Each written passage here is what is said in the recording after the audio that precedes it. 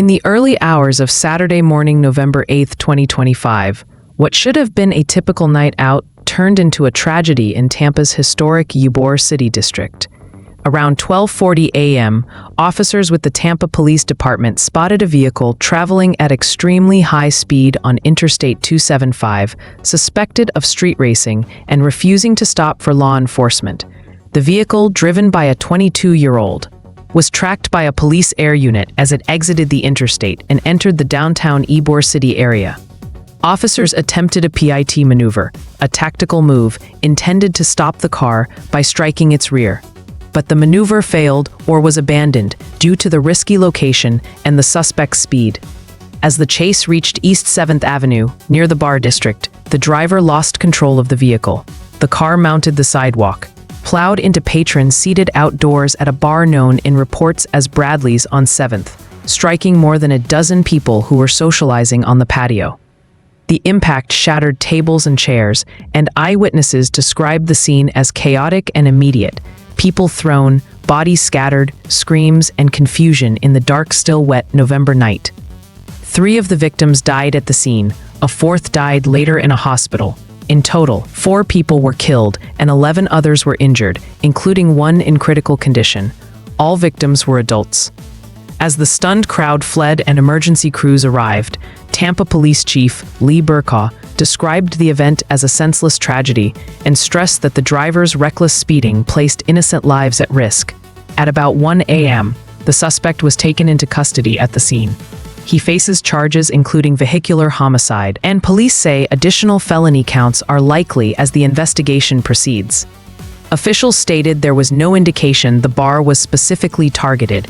Investigators say the driver simply lost control while fleeing, veering into the outdoor crowd.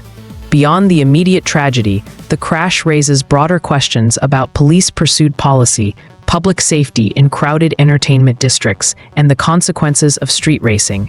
The neighborhood of Ybor City, long a nightlife hub in Tampa, was hit at a vulnerable moment. Patrons had gathered for revelatory, communal social time. The sense of shock was palpable, people enjoying a night out, only to have their lives irrevocably changed by one driver's reckless actions. Investigators from both the Tampa Police Department and the Florida Highway Patrol are combing through the scene, reviewing video footage from the bar's patio, traffic cameras from the approach on 7th Avenue, and the air unit tracking data from earlier in the chase. Police stress they want to determine whether other factors, such as vehicle modifications, possible racing culture, or impaired driving, played a role.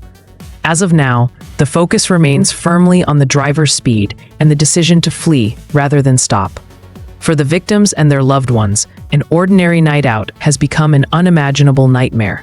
Families are expecting answers. The city of Tampa is grappling with the shock, a place known for its festive energy suddenly marked by mourning and inquiry. Community leaders echoed the tragedy's impact on the sense of safety in public spaces and vowed to review strategies for nightlife safety and emergency response in such districts. In the coming days, expect detailed releases by investigators, timestamps of pursuit and impact, speed estimates based on track data, vehicle condition and possible street race modifications, witness statements, and injury reports from hospitals. The cargo of this story involves not just one vehicle and one bar. It touches the fragile line between freedom, risk, and communal responsibility. As we continue to follow this case, we'll bring updates on the investigation, the legal proceedings against the suspect, the condition of the injured, and any policy or community changes that result from this event. For now, the focus remains on healing, accountability, and prevention. If you found this story important and want more updates on major crime cases like this, don't forget to like, subscribe, and turn on the notification bell so you never miss an update. Thank you for watching.